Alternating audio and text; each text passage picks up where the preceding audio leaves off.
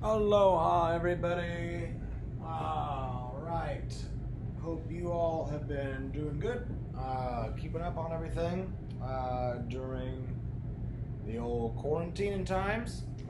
Me and old Herman are just cruising right along up here. Um, I haven't blamed him for anything yet, so I think that's a good sign. Haven't been talking too much to him, right? Right.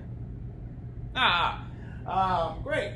Well, we got into some issues of lambing and some potential problems that we could run into along the way and right before, etc.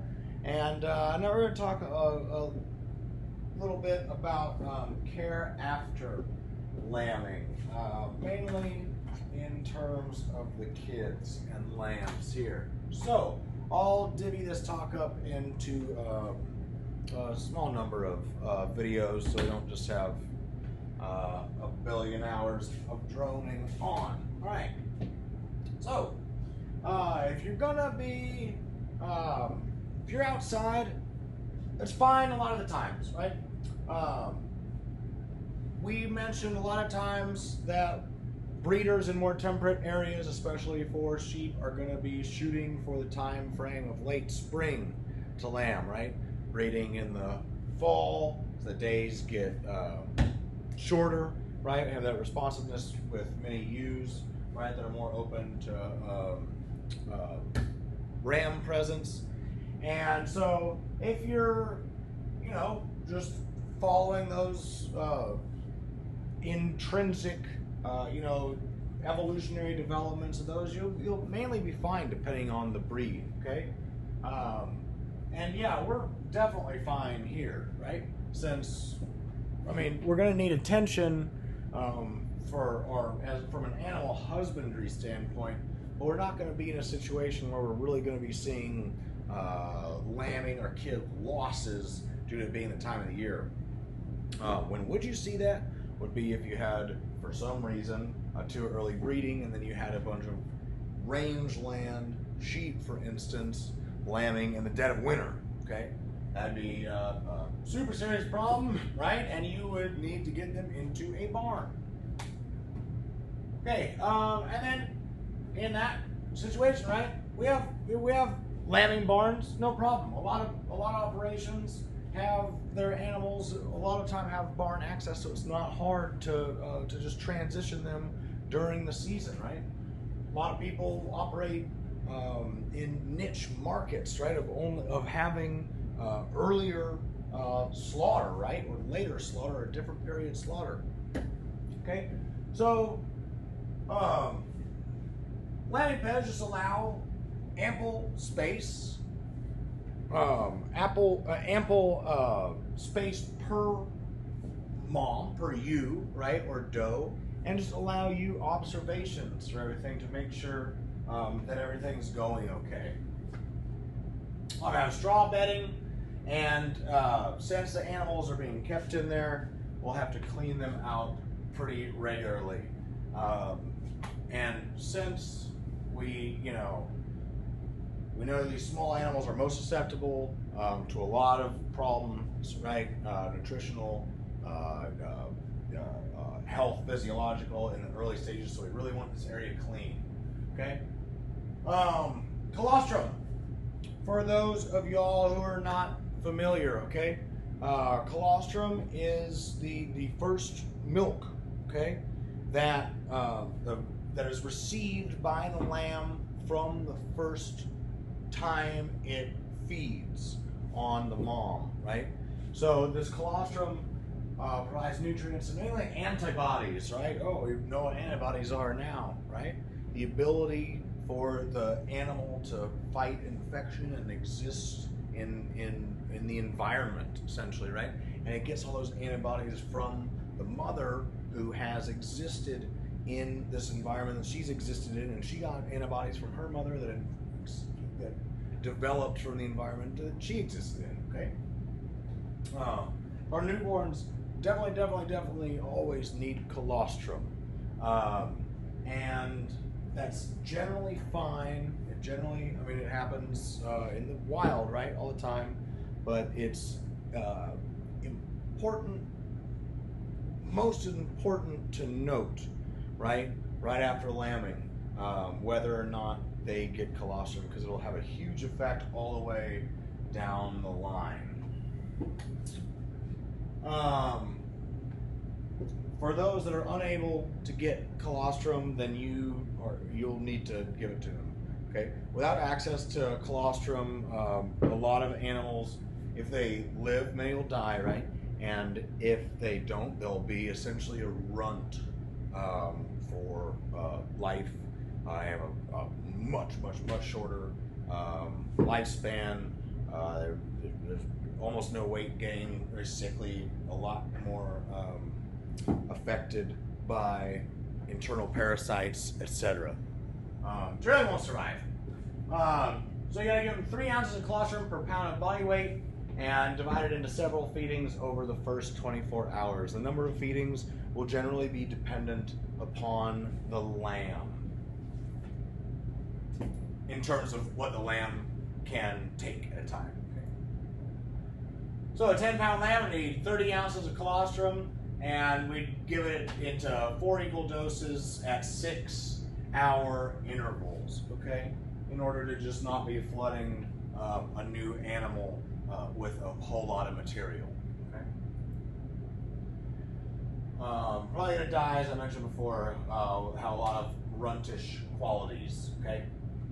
And goat or cow colostrum can be used if you have a joint operation and have some saved colostrum in the freezer, right, and don't have access to another one, then that'll work too. And yeah, so goat first, if you got that, then cow if you don't have goat, and both if you don't have sheep for the one you're looking at.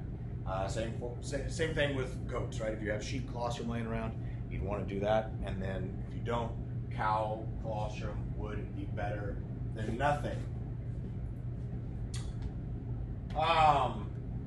Make sure they don't have our CAE or caprine arthritis encephalitis, which I believe we mentioned a few talks back. And if you're using cow colostrum, you'll need a little bit more, 30% more, right? And some cows have an anti-ovine factor in their colostrum, which causes anemia in lambs, right? So that's not too widespread, but if you can, collect colostrum from animals that have immunity against clostridial diseases, which is a lot more beneficial for our sheep and our goats, right? And vaccinated animals should have that. So if you can get your colostrum from a recognized source, right? That's when you like to have those stamps and certifications, right? Because you can look up and see if they've been vaccinated or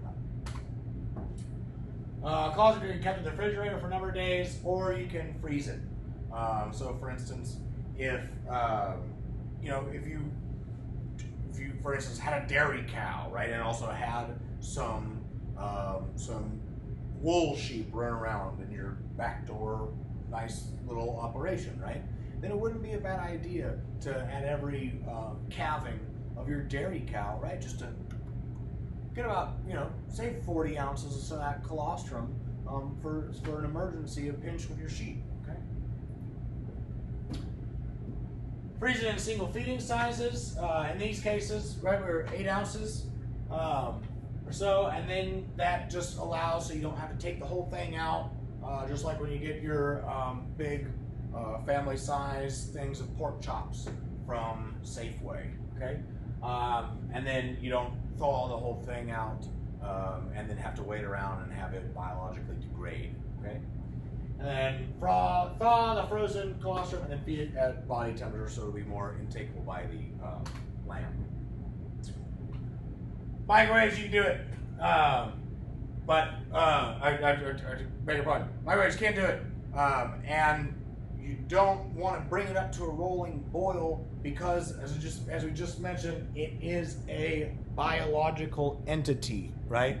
There are antibodies in the colostrum that can be degraded, right, by high heat. So we just want to do a slow simmer in water in the individual little pack its little feeding tubes and not boil them, right? Clip, the dip, and the strip. On the school farm, we generally do the clip and drip, generally. And that's essentially just cutting the umbilical cord and dipping it in antiseptic and iodine, right? And then they have, well, the stripping the teats to get wax out so the lambs can nurse. We don't have generally enough animals to where there's a problem. Our kids feed readily on our does, right? But sometimes we can have a little, before the animal starts nursing, we can have a little wax buildup in the teats that we can strip right out of there and to help the lamb to have easier access to feeding, okay? Very important to get that umbilical cord cleanly cut, especially if we're in lambing pens, right? And make sure we're getting complete coverage of iodine. Some lambs have really sharp teeth, which are going to give us some feeding problems on our ewes. Okay, so it really helps to just have eyes and hands on your animals, okay, and know what's going on. Especially if you notice some redness or irritation in the doe or ewe's teeth, right? Check the teeth and see if you're going to have to go in and clip. Hopefully within the first day, right? We're going to talk about a number of processing activities that we're going to carry out on our lambs and kids, and a theme is to really do a lot of these physical alterations, right, as quickly as possible when animals are as young as possible, because it really causes not only more physical trauma, but it definitely causes more psychological trauma in animals when things like castration, tail docking, teeth clipping, right, are performed at later ages.